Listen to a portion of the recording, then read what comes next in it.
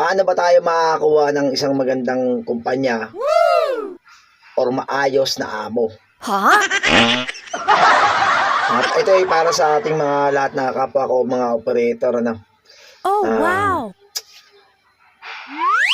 Unang-una, yan. Unang-una pa lang yung profile picture and then yung cover photo dapat meron siyang detalye. Merong mukha ng amo. Kasi unang-una, pagka may mukha ng amo na nag-hire, yun ang naghahanap ng operator, unang-una, natural na hindi yan manloloko o hindi yan ng scam. That's awesome. Kasi sa experience ko, mga kasama, mga ako, maraming mga amo ang mga sobrang mga dupang, sobrang mga manluloko, maraming ganyan. Andyan yung hindi ka pa sisweldoin, gagawan ka ng kwento, gagawan ka ng senaryo na so meron kang mga charges na hindi naman tama, na hindi mo naman nagawa, mga ganyan. Isa pa yung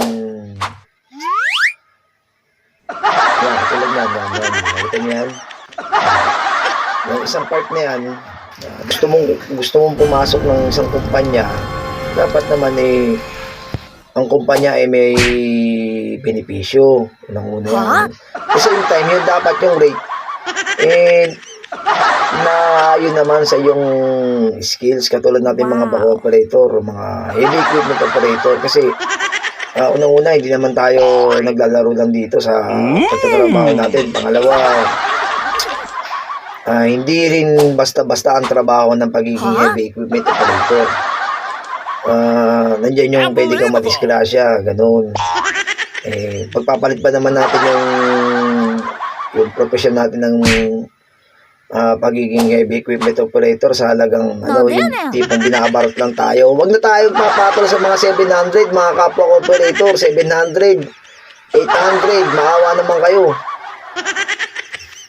Huwag yung ibaba